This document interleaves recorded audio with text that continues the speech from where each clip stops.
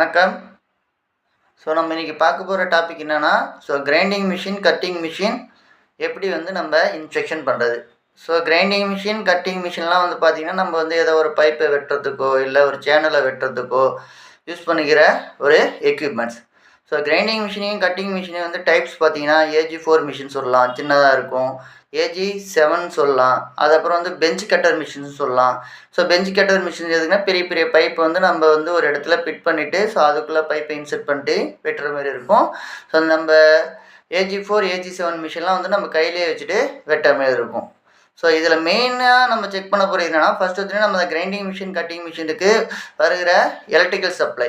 எதாக இருந்தாலும் insulated cable இருக்கணும்.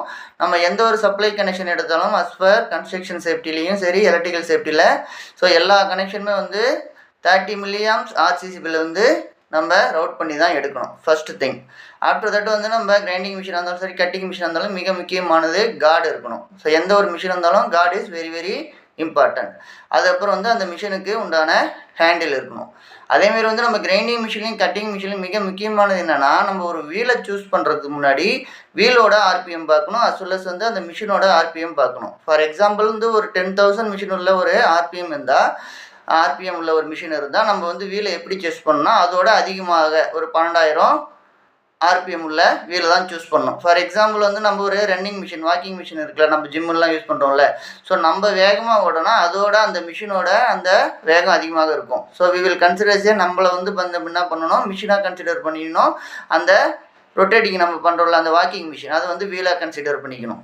அப்போ மிக முக்கியமானது கிரைண்டிங் மிஷினோட அந்த வீலோட RPM அதிகமாக இருக்கணும்.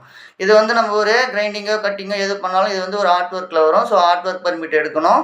அந்த ஒர்க்கை எடுத்து சுற்றில இருக்கிற கம்பஸ்டபிள் மெட்டீரியல், தீப்பிடிக்கக்கூடிய பொருட்கள் எதாக இருந்தாலும் ரிமூவ் பண்ணணும். அதுக்கப்புறம் தேவையான பர்சனல் ப்ரொடெக்டிவ் எக்யூப்மெண்ட்டை நம்ம யூஸ் பண்ணணும். ஓகேங்களா?